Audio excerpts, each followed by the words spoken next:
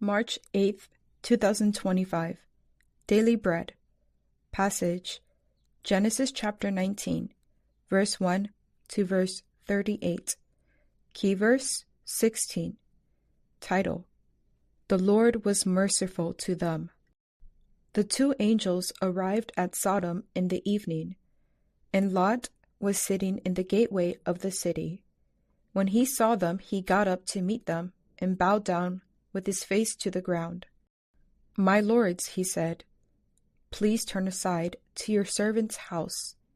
You can wash your feet and spend the night, and then go on your way early in the morning." "No," they answered, "we will spend the night in the square." But he insisted so strongly that they did go with him and entered his house. He prepared a meal for them, baking bread without yeast, and they ate. Before they had gone to bed, all the men from every part of the city of Sodom, both young and old, surrounded the house. They called to Lot, "Where are the men who came to you tonight? Bring them out to us so that we can have sex with them."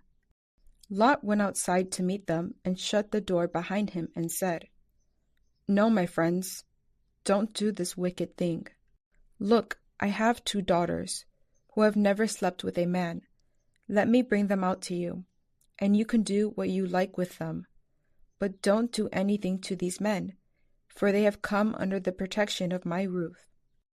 "Get out of our way," they replied. "This fellow came here as a foreigner, and now he wants to play the judge. We'll treat you worse than them." They kept bringing pressure on Lot and moved forward to break down the door. But the men inside reached out and pulled Lot back into the house and shut the door. Then they struck the men who were at the door of the house, young and old, with blindness, so that they could not find the door.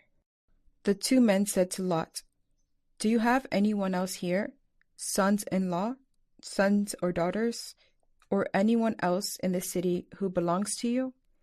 Get them out of here, because we are going to destroy this place. The outcry to the Lord against its people is so great that he has sent us to destroy it." So Lot went out and spoke to his sons-in-law, who were pledged to marry his daughters. He said, "Hurry and get out of this place, because the Lord is about to destroy the city." But his sons-in-law thought he was joking. With the coming of dawn, the angels urged Lot, saying, "Hurry, take your wife and your 2 daughters who are here, or you will be swept away when the city is punished." When he hesitated, the men grasped his hand in the hands of his wife and of his 2 daughters, and led them safely out of the city, for the Lord was merciful to them. As soon as they had brought them out, one of them said, "Flee for your lives, don't look back, and don't stop anywhere in the plain. Flee to the mountains, or you will be swept away." But Lot said to them, "No, my lords, please. Your servant has found favor in your eyes, and you have shown great kindness to me in sparing my life. But I can't flee to the mountains. This disaster will overtake me, and I'll die. Look, here is a town near enough to run to, and it is small. Let me flee to it. It is very small, isn't it? Then my life will be spared." He said to him, "Very well, I will grant this request to you. I will not overthrow the town you speak of. But flee quickly there, because I cannot do anything until you reach it." That is why the town was called Zoar. By the time Lot reached Zoar, the sun had risen over the land. Then the Lord rained down burning sulfur on Sodom and Gomorrah from the Lord out of the heavens. Thus he overthrew those cities and the entire plain, destroying all those living in the cities, and also the vegetation in the land. But Lot's wife looked back, and she became a pillar of salt. Early the next morning, Abraham got up and returned to the place where he had stood before the Lord. He looked down toward Sodom and Gomorrah, toward all the land of the plain, and he saw dense smoke rising from the land, like smoke from a furnace. So when God destroyed the cities of the plain, he remembered Abraham, and he brought Lot out of the catastrophe that overthrew the cities where Lot had lived. Lot and his 2 daughters left Zoar and settled in the mountains, for he was afraid to stay in Zoar. He and his 2 daughters lived in a cave. One day, the older daughter said to the younger, "Our father is old, and there is no man around here to give us children, as is the custom all over the earth. Let's get our father to drink wine and then sleep with him, and preserve our family line through our father." That night they got their father to drink wine, and the older daughter went in and slept with him. He was not aware of it when she lay down or when she got up.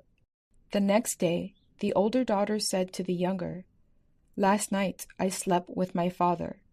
Let's get him to drink wine again tonight, and you go in and sleep with him, so we can preserve our family line through our father." So they got their father to drink wine that night also, and the younger daughter went in and slept with him.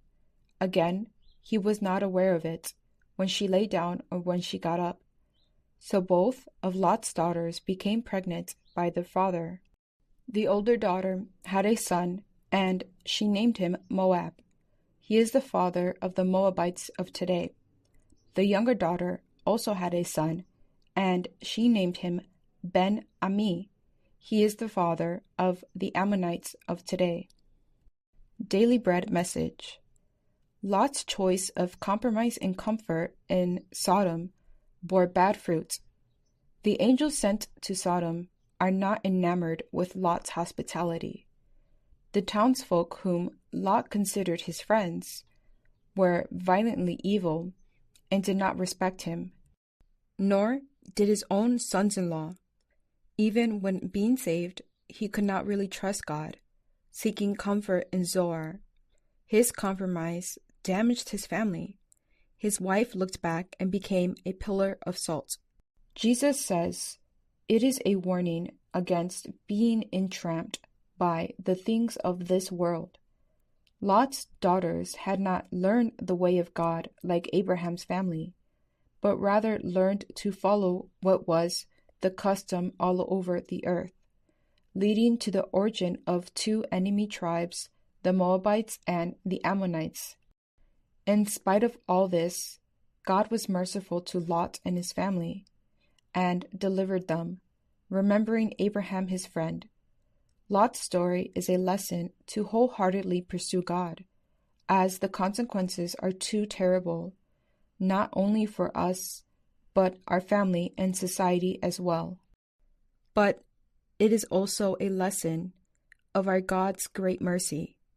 Let's respond to his mercy and pray for our people to do so as well. Prayer. Father, you are so merciful to me, even when I'm stubborn like Lot. Help me to trust in your mercy and seek your ways each day. Hear our prayer for the people around us to trust you too. One word, God's mercy is revealed in Jesus.